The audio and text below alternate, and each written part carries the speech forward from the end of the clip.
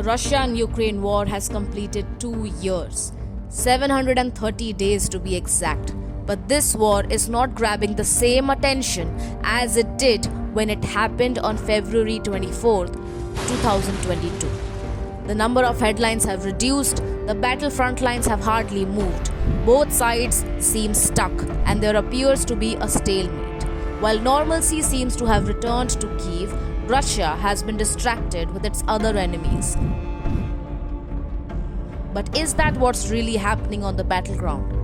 What really is happening with the war in Ukraine at the moment? And why is there a stalemate 2 years on?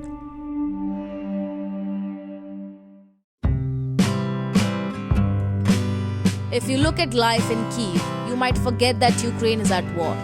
Because on the surface of the war, life in capital is relatively normal.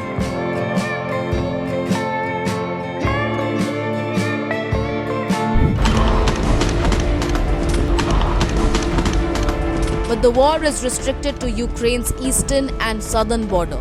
Towns like Avdiivka, which has been fought for over months, finally fell to the Russians earlier this month. Avdiivka is here on the front line, which stretches for about 1,500 kilometers. Russia controls 18% of Ukraine, which includes Crimea, parts of Donbas region, and other territories they had since 2014. Towards the earlier stages of the war, there was a lot of hype about Ukraine's resilience and counteroffensive, the big plan to force Russian forces back along the front lines. Ukraine made some progress, but it wasn't game-changing. It's been a year since the battle lines have barely moved. Ukraine's most recent withdrawal from Avdiivka has been the biggest shift in a year. For a country like Ukraine, which outsources and almost entirely depends on the West for its military supplies, it takes a lot to sustain a war, let alone win it. But why is a country like Russia struggling? Let's go through the reasons one by one. Troops. Both sides have suffered huge number of casualties, but there's no accurate figure. Ukraine does not disclose the numbers and Russia is accused of underreporting. US says Russian military casualties is about 300,000 and Ukraine's is close to 70,000. Russia has an advantage with its population and military power. Russian military includes conscripts, at least 1 year of military service for all young men. They are even sent to front lines, and this has been the biggest challenge for Ukraine. Because in the beginning, civilians in heavy numbers signed up voluntarily to fight Russia. But the same force has been fighting for 2 years and they are exhausted. The second issue is weapons. Again, both sides are suffering, but the Russians are suffering less.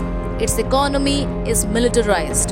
Putin is reportedly receiving cheap but powerful weapons from Iran and North Korea. Meanwhile, Ukraine relies heavily on the West.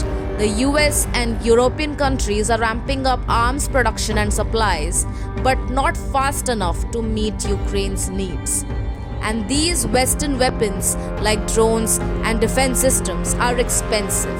In the last 2 years, Ukraine has been promised $277 billion in aid, including military, financial, and humanitarian aid.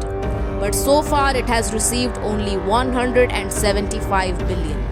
And with the ongoing brutal war in the Middle East, the Western support for Ukraine has taken a backseat.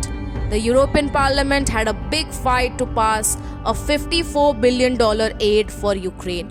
The European Union is the largest financial supporter of Ukraine, with 88 billion euros provided so far.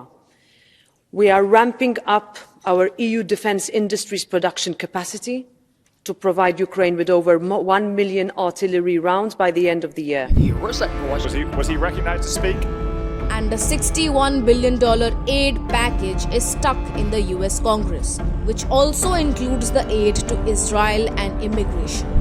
The upcoming US presidential elections adds to the uncertainty for Ukraine because Donald Trump could win, and he is skeptical about helping Ukraine and is unpredictable about Russia. If we go back to the war zone, it might look like a stalemate because on one side, Ukraine is throwing everything at the battle lines and Russia is distracted. The next few months are crucial. They are uncertain, especially with the situation intensifying in the Middle East and Western support waning for Ukraine. A Times online report. Subscribe to our YouTube channel. Don't forget to like our videos and hit the bell icon to stay updated with the latest.